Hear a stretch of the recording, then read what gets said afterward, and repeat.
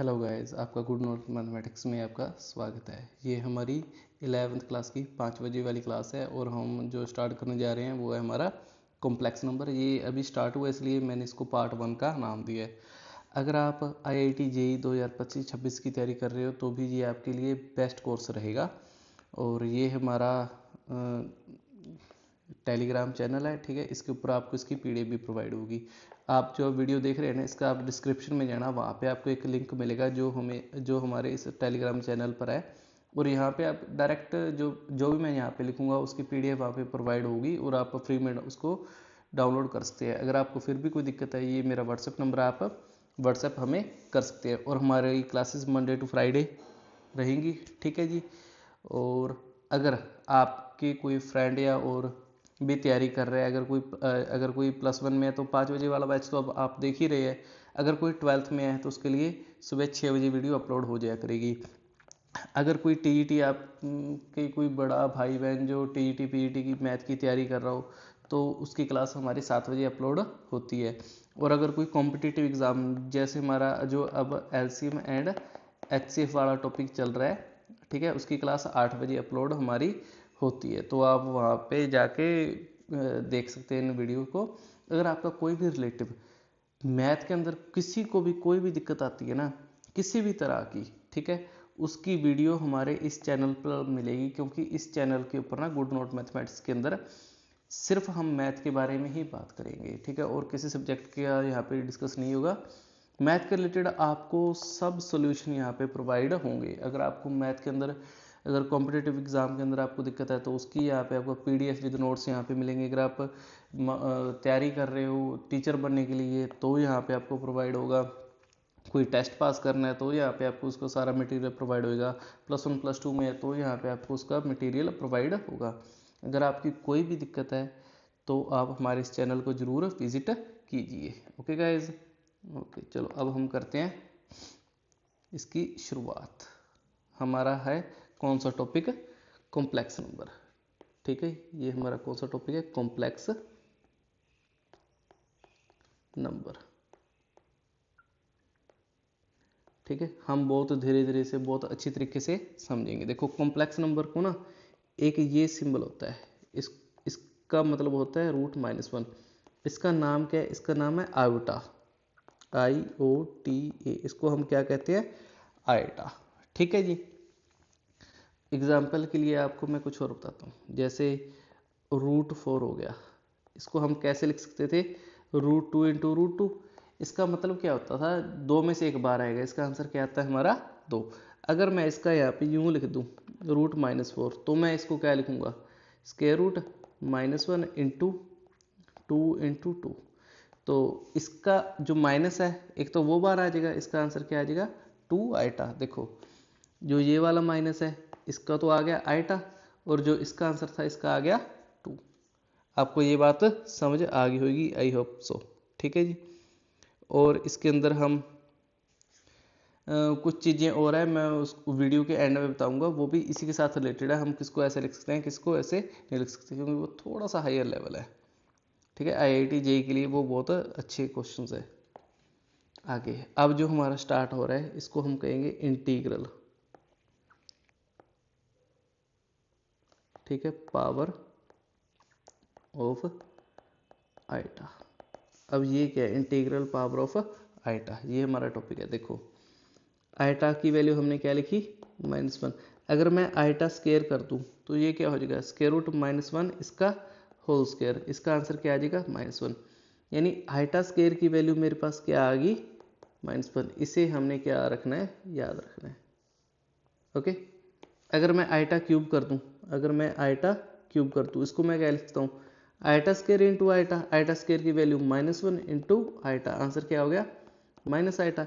यानी iota cube की value कितनी आ गई? Minus iota. अब हमें इस वैल्यू को भी याद ही रखना है क्योंकि हमारी बहुत ज़्यादा यूज़ होगी ये।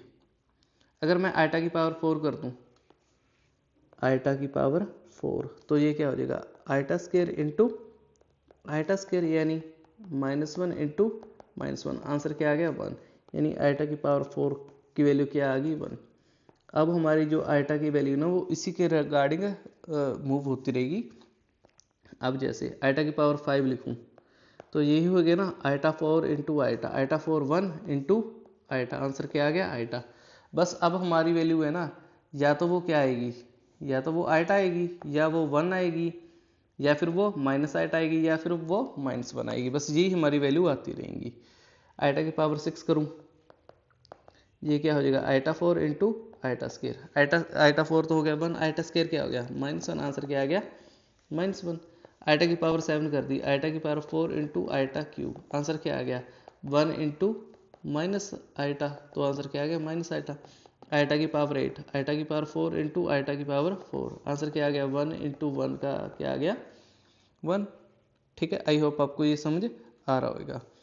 मैंने आइटा की पावर 13 कर दी, इसको ऐसे लिखता हूँ, आइटा की पावर 4 इंटू आइटा की पावर 4 इंटू आइटा की पावर 4 इंटू आइटा, तो आंसर क्या आ गया 1 into 1 into 1 into iota, answer क्या आ गया आइटा। देखो क्या मैं हर बार ही ऐसा करता रहूँगा, नहीं। तो इसको हम कैसे करेंगे, जैसे ना जो ये आइटा की पावर 13 है ना, इसको हमेशा 4 से डिवाइड करो, कितने पे गया 3, 12 रिमाइंडर 1। तो इसको ना मैं ऐसे भी लिख सकता हूँ, अब ये स्टेप ध्यान से लिखना है, 4 इसकी पावर 3 इंटू आइटा, ये हो गया 1 की पावर 3 इंटू आइटा, आंसर क्या आ गया आइटा। देखो मैंने क्या किया, ये वाला 4 यहाँ पे, इसकी पावर ये यहाँ पे लिखी, जो ये 1 है ये वाली इसकी पावर, अगर यहाँ पे 2 बचता तो मैं आइटा स्क्वायर लिख देता। आपको आई बात समझ, कितनी मर्जी बड़ी पावर हो, इस सारे को मैं ऐसे लिख सकता हूँ। ठीक है, अगर मेरे पास आइटा की पावर 17 आता, जैसे आइटा की पावर 17, तो मैं क्या करता, सीधा किससे डिवाइड करता, इसको अगले पेज पे करते हैं, इसको अगले पेज पे क्या आ गया, आइटा की पावर 17, इसका आंसर कैसे लिखेंगे, तो सीधा किसको 17 को किससे डिवाइड करो 4 से, कितने पे गया 4, 16, पीछे बच गया 1, यानी इसको क्या लिखूंगा, आइटा की पावर 4 इसकी पावर 4 इंटू आइटा, तो क्या आ गया आंसर मेरे पास आइटा। अगर मैं लिखूं आइटा की पावर 23, करो इसको सॉल्व, क्या करेंगे 23 को किससे 4 से, 5 पे 20, पीछे कितना रह गया 3, तो ये क्या आएगा आइटा की पावर 4 इसकी पावर 5 इंटू आइटा क्यूब, ये तो हो गया 1, आइटा क्यूब क्या होगा माइनस आइटा, आंसर क्या आ गया माइनस आइटा। आपको ये बात समझ आ गई होगी, आई होप सो। इसका मतलब क्या हुआ, इसका मतलब ये हुआ, अगर आइटा की पावर 4n+1 है ना, उसका आंसर आइटा आएगा। अगर आइटा की पावर 4n+2 है, इसका मतलब क्या होगा आइटा की पावर 2 यानी -1। अगर आइटा की पावर 4n+3 है, तो इसका आंसर क्या आएगा आइटा क्यूब। आइटा क्यूब क्या होता है हमारे पास माइनस आइटा। अगर आइटा की पावर 4n+4 टाइप से है, तो आइटा की पावर 4, आंसर क्या आएगा 1। ठीक है जी, अब अगली बात, ठीक है, अब इसके अंदर क्या आएगा, अगर हमारा रेसिप्रोकल हो, जैसे हमारे पास आ गया 1/आइटा, इसको सॉल्व करो, इसका मतलब क्या होगा, हमें इसका रैशनलाइज करना है, iota into iota upon iota. देखो इस बात का जवाब आपको आगे इस वीडियो में मिल जाएगा कि हम अगर नीचे आइटा होता है उसको रैशनलाइज ही क्यों करते हैं। तो आप पेशेंस बनाए रखें और एंड तक वीडियो को जरूर देखें, आपको हर एक जवाब इसका जरूर मिलेगा। आइटा और ये क्या होगा आइटा स्क्वायर, आइटा अपॉन -1, तो क्या आंसर आ गया माइनस आइटा। ठीक है जी, तो हमने अब क्या सीखा, अगर नीचे आइटा है ना, वो हम नीचे आइटा नहीं रखना, हमेशा उसका क्या करना है रैशनलाइजेशन करके जो भी आंसर आएगा वो हमारा ऊपर आइटा आना चाहिए, नीचे आइटा नहीं आना चाहिए। इसका रीज़न मैंने आपको बताया कि हमारी आगे इसी वीडियो में आपको मिल जाएगा। अगर ऐसे लिखा हो आइटा की पावर -2, इसका मतलब होता है आइटा का स्क्वायर, और आपको पता है आइटा स्क्वायर कितना होता है -1, तो आंसर कितना आ गया -1। अगर ऐसे लिखा हो आइटा की पावर -3, तो इसका मतलब 1/आइटा क्यूब, 1/आइटा क्यूब क्या हो गया माइनस आइटा, यानी आइटा अपॉन आइटा, तो ये हो जाएगा minus iota upon iota square. Iota square क्या होता है हमारा -1, तो इसका आंसर कितना आ गया, इसका आ गया हमारे पास आइटा। ठीक है, अगर ऐसा हो आइटा की पावर -4, तो इसको हम कैसे लिखेंगे, ये क्या हो जाएगा 1/i की पावर 4, तो ये हो गया 1/1, आंसर कितना आ गया 1। ठीक है, अगर ऐसे हो आइटा की पावर -23, तो ये हो गया 1/i की पावर 23। और हमने 23 को देखा था ना कैसे लिखा था, ये हो जाएगा अगर मैं इसको डिवाइड करूं 23 को 4 से, 5 पे 20, पीछे रह गया 3, तो इसको तो सीधा ऐसे ही लिख सकते हैं 1/i की पावर 4 इसकी पावर 5 इंटू आइटा क्यूब।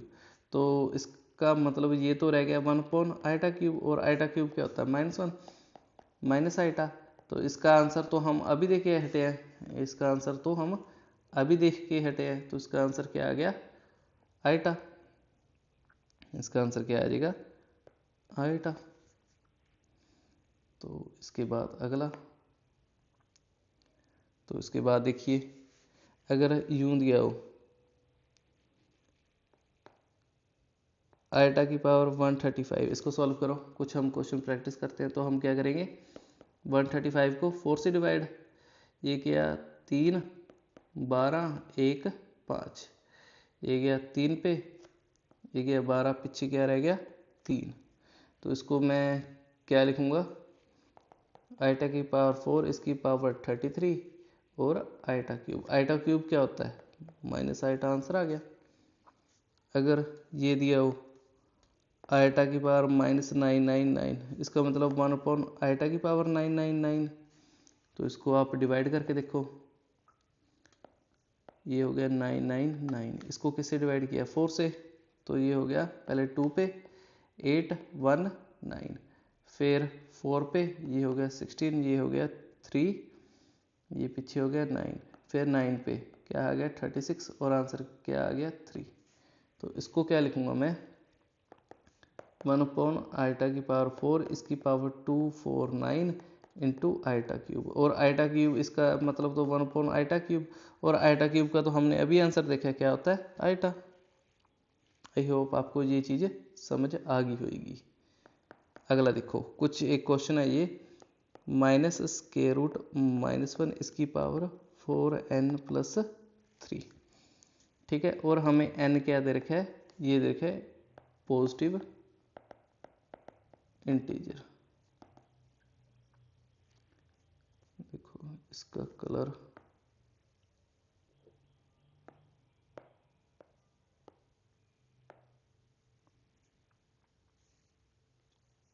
देखो, एक ना बात मैं आपको बताना चाहता हूँ, जो हमारे +1 +2 में बच्चे हैं ना 11th एंड 12th, अगर आप इस वीडियो को देख रहे हो तो ना अगर आप RD शर्मा से जैसे करना चाहते हो, मेन तो यही है ना, हम RD शर्मा बुक से करते हैं, ठीक है। तो हमारी दिक्कत क्या है इस चैनल के ऊपर ना, मैं सीधा बुक नहीं शो कर सकता, तो यानी आपको अगर ये वीडियो देख रहे हो आपको टॉपिक समझ आ जाएगा नो डाउट, लेकिन ना आप अभी थोड़े छोटे हो, आपको ज़रूरत है कि आप बुक को देखें। जैसे हमारे अगर आप लोकल टीचर के पास जाते हैं तो वो ना वो बुक से कराते हैं, हमें वहाँ से कुछ ज़्यादा समझ में आता है। तो ये प्रॉब्लम मुझे पता है, लेकिन हमारी प्रॉब्लम क्या है, अगर मैंने यहाँ पे बुक की जैसे PDF यहाँ पे अगर मैंने शो कर दी, ठीक है, जिससे मैं क्वेश्चन करवाने लग जाऊँ, तो ना कॉपीराइट आ जाएगा, हमारा ये चैनल बंद हो जाएगा। तो यही एक रीज़न है कि यहाँ पे हम बुक शो नहीं कर पा रहे। अगर आपको तैयारी करनी है, अगर आपको ये वीडियो अच्छे समझ में आ रहे हैं, अगर आपको मुझसे पढ़ना है, तो आप ना मुझे इस नंबर पर व्हाट्सएप कर देना।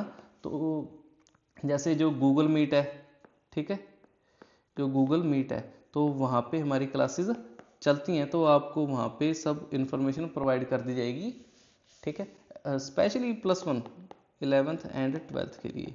जो हायर क्लासेस है उनको तो जैसे थ्योरी टाइप ज़्यादा चाहिए ताकि उनके क्वेश्चन ज़्यादा सॉल्व हो जाए, वो तो बहुत डिफरेंट बुक्स भी फॉलो कर सकते हैं क्योंकि वो बच्चे बड़े हो गए। लेकिन जो 11th एंड 12th के लिए है, अगर आपको बुक से पढ़ना है, अगर आपको टॉपिक समझना है तो आपको समझ में आ रहा है, लेकिन आपको बुक से 100% समझना है, एक एक अपनी बात क्लियर करनी है। ये तो ट्रेलर है, बुक के अंदर जब आप करते हो ना तो आपको असली पिक्चर वहाँ पे पता चलेगी, आपका एक एक डाउट क्लियर होगा। तो अगर आपको बुक से करना है तो हमें इस व्हाट्सएप नंबर पर कीजिए, तो आपकी वो प्रॉब्लम भी हम सॉल्व कर देंगे। यहाँ पे आप कंसेप्ट कीजिए, और बुक का करना है तो हम वहाँ पे हम अपनी क्लासेस लगाते ही हैं। ठीक है गाइस, आगे देखो, इसको मैं ऐसे लिख सकता हूँ, ये क्या हो जाएगा मेरे पास -1 की पावर 4n+3। ठीक है, क्योंकि मैंने माइनस के ऊपर अलग ले लिया, और जो ये था हमारे पास, इसकी जगह पे मैं क्या लिख सकता हूँ, आयटा की पावर 4n+3। इसका मतलब तो हो गया -1, इसका आयटा की पावर 3। आयटा की पावर 3 क्या होता है, माइनस आयटा, तो आंसर क्या आ गया, आयटा। Okay, easy. चलो आगे देखो,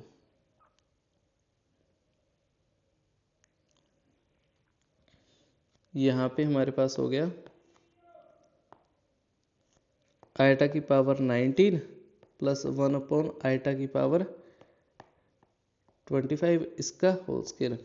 इसको प्रूव करना है -4। ठीक है जी, तो उसको कैसे करेंगे,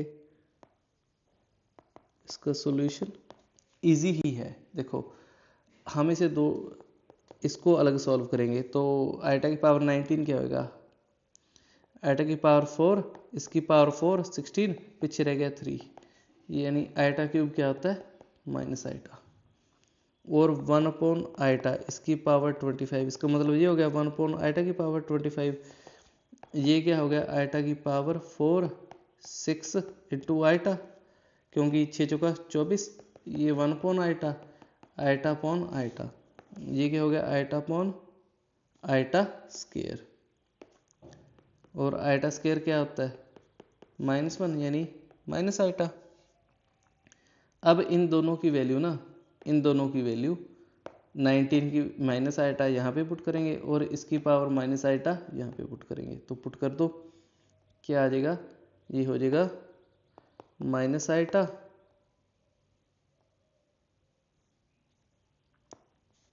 प्लस माइनस आयटा, और इसका होल स्क्वायर, और इसका होल स्क्वायर, यानी -2 आयटा का होल स्क्वायर। ये क्या हो जाएगा, 4 आयटा स्क्वायर। आयटा स्क्वायर क्या होता है, -1, तो आंसर क्या आ गया, -4। ओके गाइज, तो आपको ये समझ आ गया होगा, आई होप सो। तो अब हम चलते हैं अपने अगले कंसेप्ट की तरफ। अब स्टार्ट हुआ है हमारा क्या, कॉम्प्लेक्स नंबर। अब जाके हमारा स्टार्ट हुआ है कौन सा टॉपिक, कॉम्प्लेक्स नंबर। अभी हमने सिर्फ आयटा के बारे में पढ़ा है, अब हमारा स्टार्ट होगा कॉम्प्लेक्स नंबर। ठीक है, अब हमारा कौन सा टॉपिक स्टार्ट हो गया, कॉम्प्लेक्स नंबर। कॉम्प्लेक्स नंबर को हमेशा किससे लिखते हैं, z से, और कैसे लिखेंगे, x प्लस आयटा वाई, और ये x हमारा क्या होता है, रियल पार्ट, और ये y क्या होती है हमारी,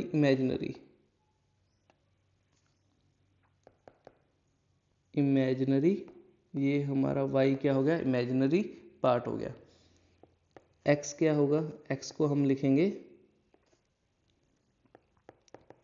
x क्या होता है हमारा, real part of z, y क्या हो गया, इमेजिनरी पार्ट ऑफ z।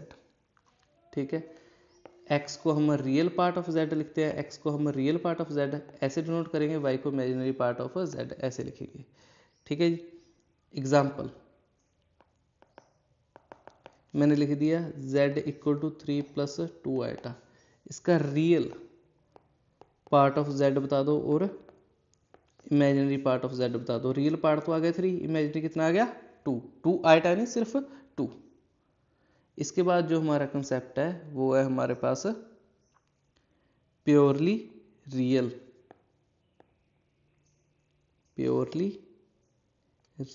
या प्योरली इमेजिनरी।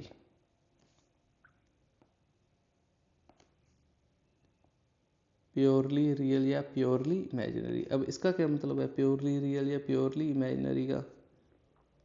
देखो, अगर मैं ऐसे लिख दूं इमेजिनरी पार्ट ऑफ z = 0, तो इसका एग्जाम्पल क्या हो गया, हम ये नहीं लिखते z = 3 + 0 आयटा, तो z = 3, इसके अंदर इमेजिनरी पार्ट देखो 0 है ना, ये तो एक ये हमारा क्या है, कॉम्प्लेक्स नंबर तो है ही, बस इसके अंदर इमेजिनरी पार्ट 0 है।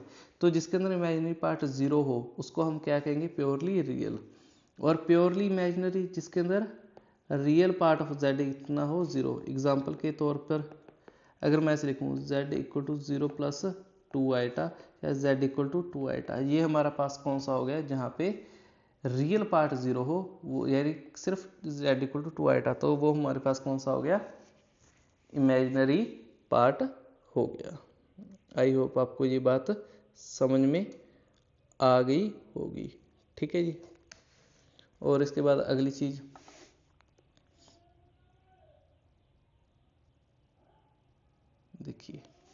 देखो इसके अंदर ना आपका कोई टाइम वेस्ट नहीं किया जाएगा फालतू बातें करके, जो प्योरली कंसेप्ट है हम उसी के ऊपर फोकस रखते हैं, कोई फालतू बात नहीं है इस ग्रुप में।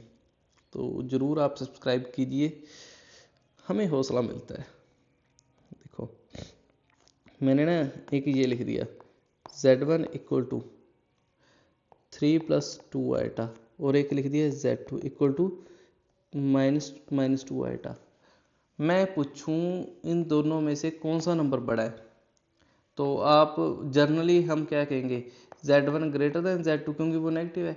बट ऐसा हमारे कॉम्प्लेक्स नंबर के अंदर नहीं होता, ठीक है। कॉम्प्लेक्स नंबर के अंदर ऐसा बिल्कुल भी नहीं है, ठीक है।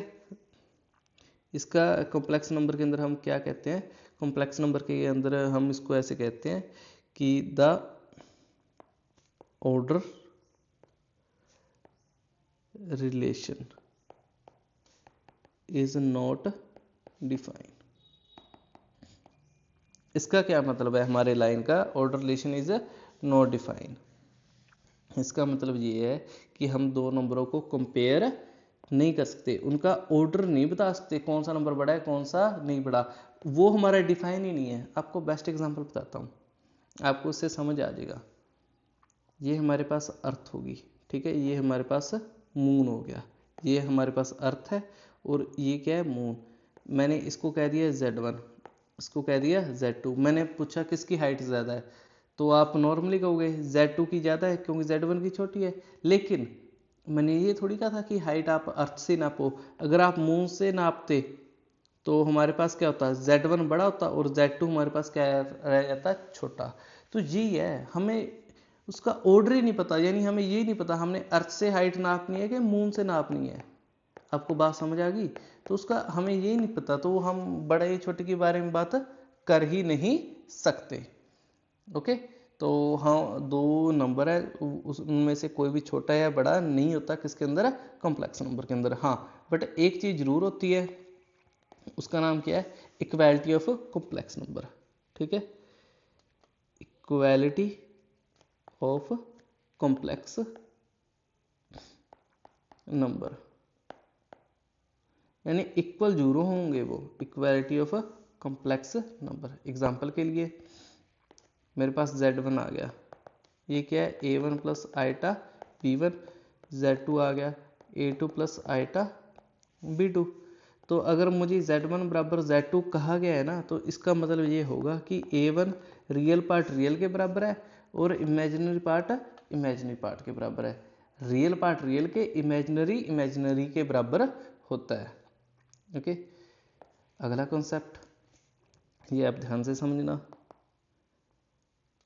Algebra of complex number.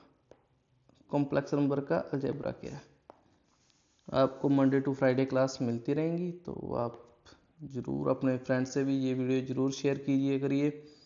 पहला एडिशन, इसको मैं ऐसे लिखता हूँ ब्लैक से, पहला addition of complex, addition of complex number.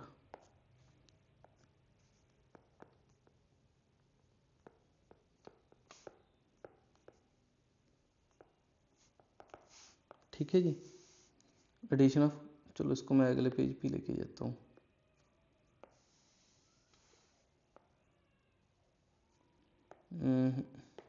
ये काम नहीं कर रहा, तो इसको भी यहाँ से उठा के ना अगले पेज पे शिफ्ट करते हैं। यहाँ पे क्या आ जाएगा हमारे पास, अलजेब्रा ऑफ कॉम्प्लेक्स नंबर। ठीक है, इसके अंदर जो हम फर्स्ट पार्ट कर रहे हैं उसका नाम क्या है, addition of complex number, addition of complex number.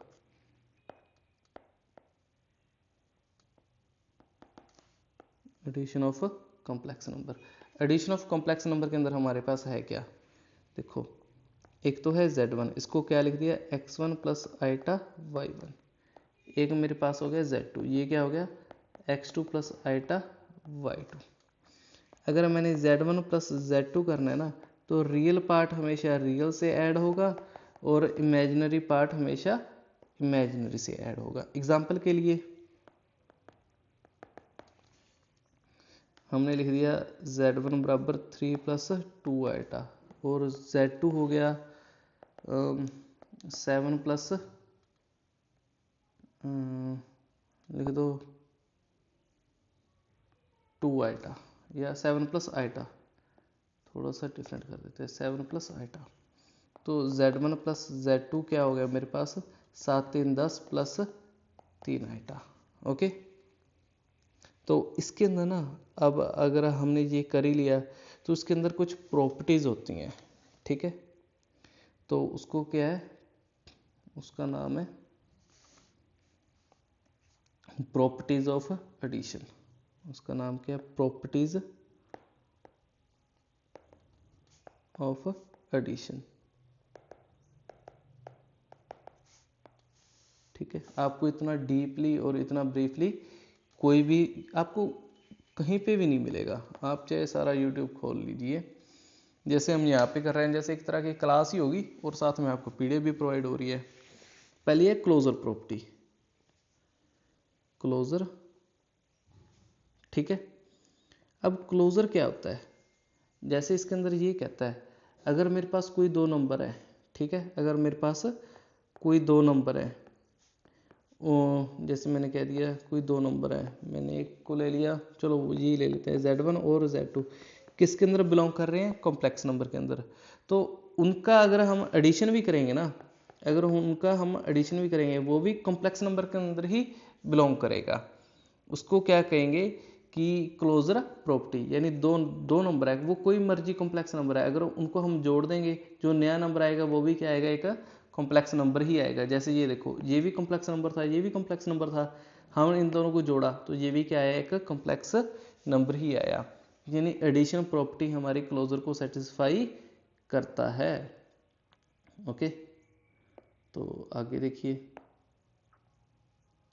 First property closure होगी, सेकंड तो हमारे पास है सेकंड, ये है कम्यूटेटिव।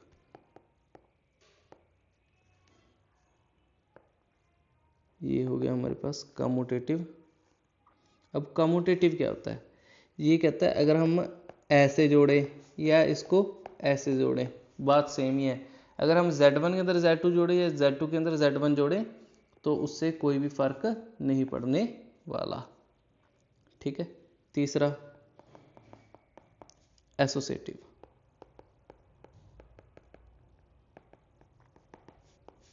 एसोसिएटिव, अब एसोसिएटिव के अंदर क्या होता है, एसोसिएटिव प्रॉपर्टी के अंदर हमारे पास क्या चीज़ आती है।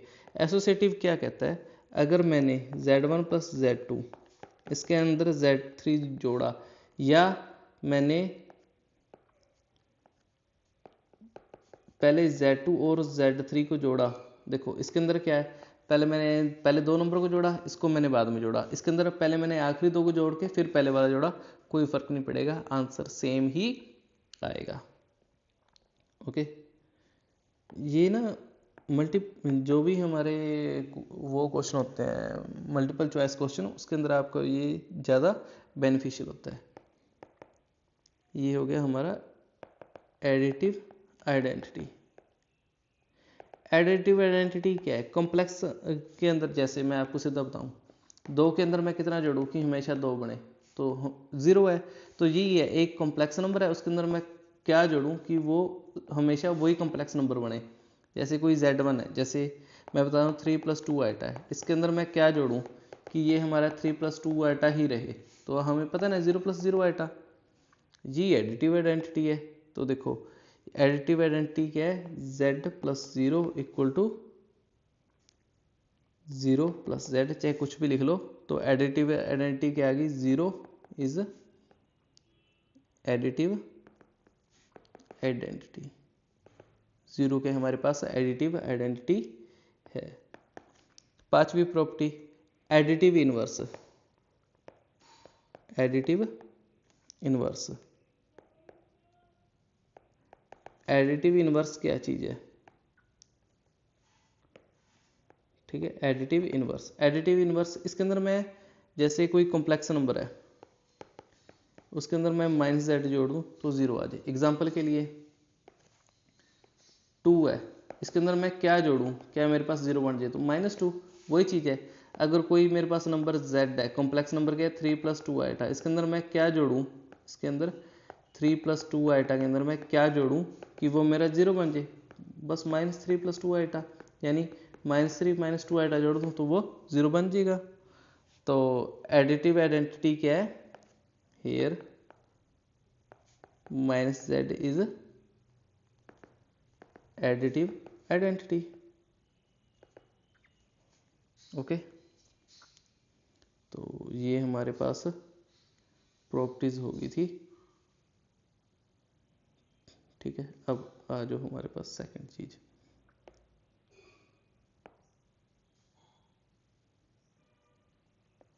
सेकंड ये हो गया सब्ट्रैक्शन ऑफ कॉम्प्लेक्स नंबर।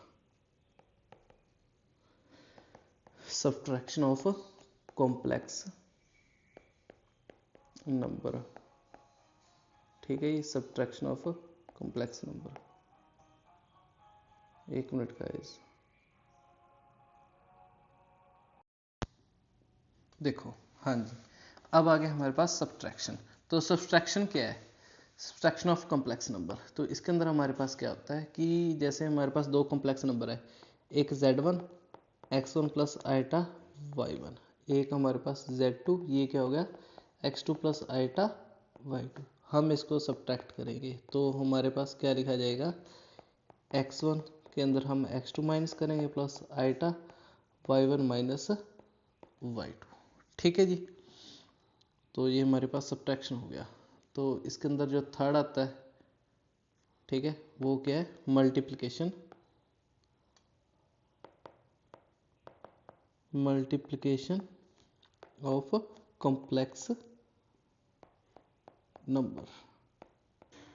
ठीक है, अब हमने 2 कॉम्प्लेक्स नंबर को मल्टीप्लाई कर रहे हैं, तो ये इंपॉर्टेंट है। हमारे पास क्या है? एक Z1 = x1 + आइटा y1, और एक है Z2 = x2 + आइटा y2। हमने Z1 × Z2 करना है, तो हम क्या लिखेंगे? x1 + आइटा y1 और x2 + आइटा y2। तो अब हम क्या करेंगे? इस नंबर को पहले इससे मल्टीप्लाई, फिर इसी नंबर को इससे मल्टीप्लाई। तो आप इसको लिखिए x1 x2, ठीक है जी, x1 x2 plus iota x1 y2 plus, अब ये वाला नंबर इससे मल्टीप्लाई, फिर ये वाला नंबर इससे मल्टीप्लाई, ये क्या हो जाएगा हमारे पास? Iota x2 y1 plus iota square y1 y2। हमें पता ना आइटा स्केयर क्या आता है? -1। तो ये हो जाएगा हमारे पास x1 x2 minus y1 y2 plus iota common x1 y2 plus x2 y1। हमने क्या लगाया है? आइटा स्केयर इक्वल टू -1, हमने ये प्रॉपर्टी यूज़ की है। ठीक है जी, तो अगर हम इसका एग्जांपल लें, तो इसको नेक्स्ट पेज पे लेते हैं एग्जांपल। तो इसका एग्जांपल हमारे पास क्या हो गया? जैसे 3 प्लस 2 आइटा, Z1 हमारे पास है 3 प्लस 2 आइटा, Z2 है 5 प्लस 4 आइटा। हमने Z1 डॉट Z2 यानी मल्टीप्लाई करनी है 3 प्लस 2 आइटा और 5 प्लस 4 आइटा। तो मल्टीप्लाई कीजिए। तो पहले ये वाला नंबर इससे मल्टीप्लाई, फिर ये वाला नंबर इससे मल्टीप्लाई। क्या लिखेंगे? 15 प्लस 12 आइटा प्लस, अब ये वाला नंबर इससे मल्टीप्लाई, फिर ये वाला इससे। ये क्या हो जाएगा? 10 iota plus iota square 8, 15 minus 8, ये हो जाएगा 15 माइनस 8 प्लस 22 आइटा। 15 में से 8 गए, 7 प्लस 22 आइटा। ये रिक्वायर्ड सॉल्यूशन है। अब प्रॉपर्टीज ऑफ मल्टीप्लिकेशन हमारे पास क्या है? प्रॉपर्टीज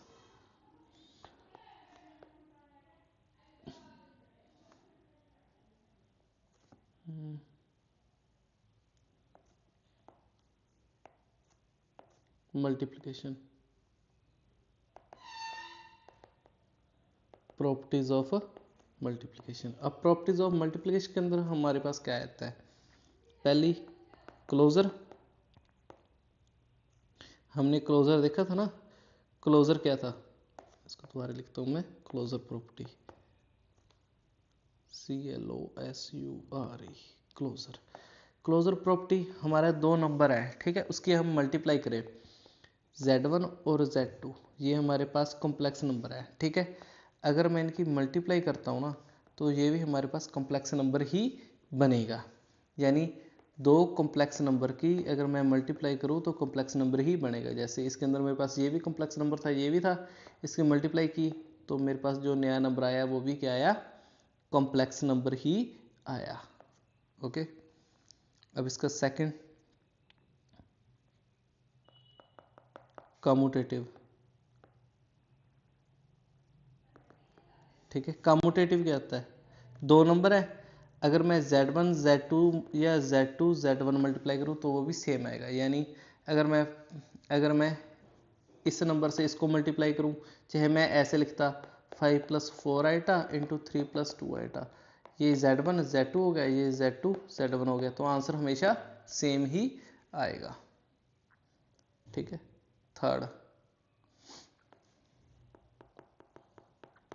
थर्ड के अंदर हमारे पास क्या आ गया? एसोसिएटिव। एसोसिएटिव के अंदर हमारे पास क्या आता है कि Z1 Z2 पहले इनकी मल्टीप्लाई कर दी, फिर उसके बाद Z3 से, या मैंने Z2 और Z3 से मल्टीप्लाई की और उसका जो नंबर आया उसको मैंने Z1 से मल्टीप्लाई की, तो सेम आएगा। Fourth, multiplicative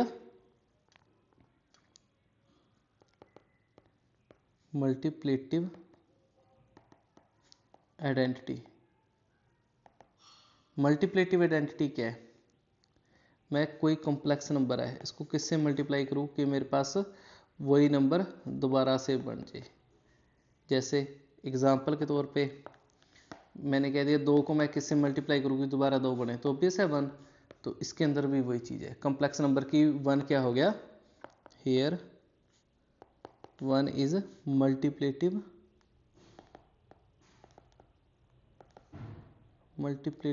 identity.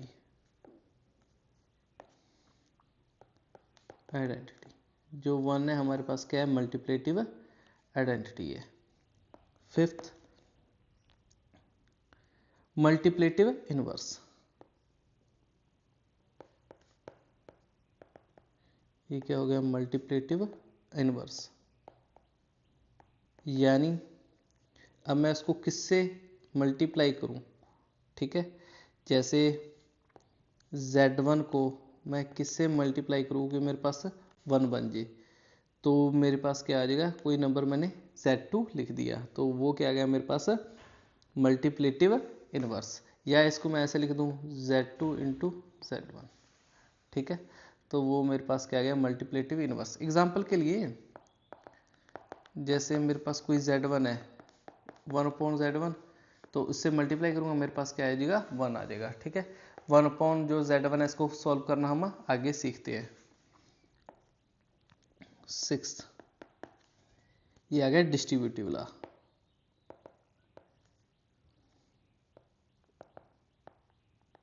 Distributive law, distributive law है क्या है, मैं z1 z2 प्लस z3, मैं इसको क्या लिख सकता हूँ z1 z2 plus z1 z3, ठीक है। इसको हम कहते हैं लेफ्ट डिस्ट्रीब्यूटिव, ठीक है। इसका नाम क्या है, लेफ्ट डिस्ट्रीब्यूटिव।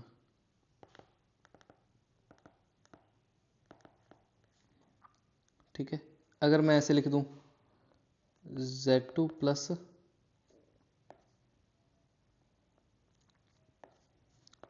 z3 और इसको मैं z1 से मल्टीप्लाई कर दूं, इसको किससे मल्टीप्लाई किया मैंने, z1 से, ये क्या हो जाएगा z2 z1 plus z3 z1, ये मेरे पास क्या हो गया राइट डिस्ट्रीब्यूटिव।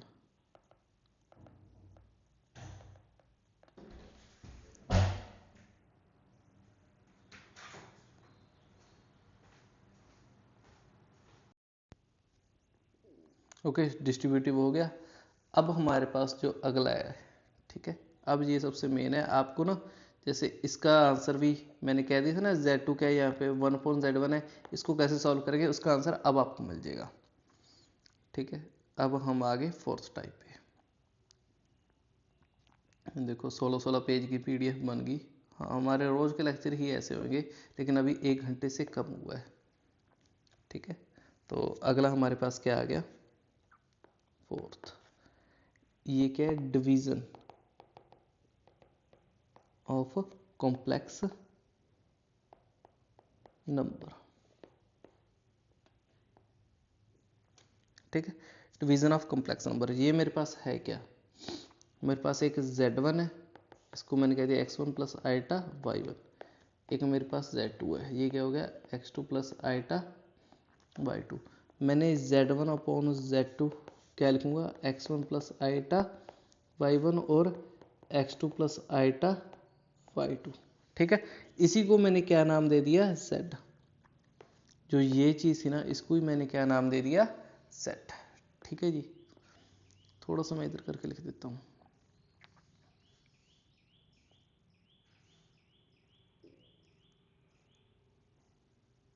ओके, तो देखिए अगर इसको मैं डिवाइड करूंगा z equal to x1 plus iota y1 और x2 प्लस आइटा y2, देखो कोई इसके अंदर मुझे ये बता सकता है कौन सा रियल पार्ट है कौन सा इमेजिनरी, अभी हम नहीं बता पा रहे ना कौन सा रियल है कौन सा इमेजिनरी। जैसे इसके अंदर ये रियल है ये इमेजिनरी है, पर इसके अंदर कौन सा है हम नहीं बता पाते, इसी वजह से हमें रैशनलाइज करना पड़ता है। अगर अब 1 अपॉन जैसे 3 + 2 आइटा अपॉन आइटा लिख दिया था तो नीचे आइटा आ गया था ना, तो हम ये नहीं बता पा रहे थे कौन सा रियल है कौन सा इमेजिनरी है। यही बात इसमें है, हमें नहीं पता कौन सा रियल है कौन सा इमेजिनरी है। इस चीज़ को सॉल्व करने के लिए हमने क्या किया, rationalise x2 minus iota y2 और x2 माइनस आइटा y2। यहाँ पे मैं कौन सा फार्मूला बनाना चाहता हूँ, यहाँ पे मैं फार्मूला बनाना चाहता हूँ a minus B A plus B, ये क्या हो जाएगा A square minus B square. मैं ये फार्मूला बनाना चाहता हूँ कहाँ पे, यहाँ नीचे। तो मेरे पास क्या आ जाएगा, ये हो गया इक्वल टू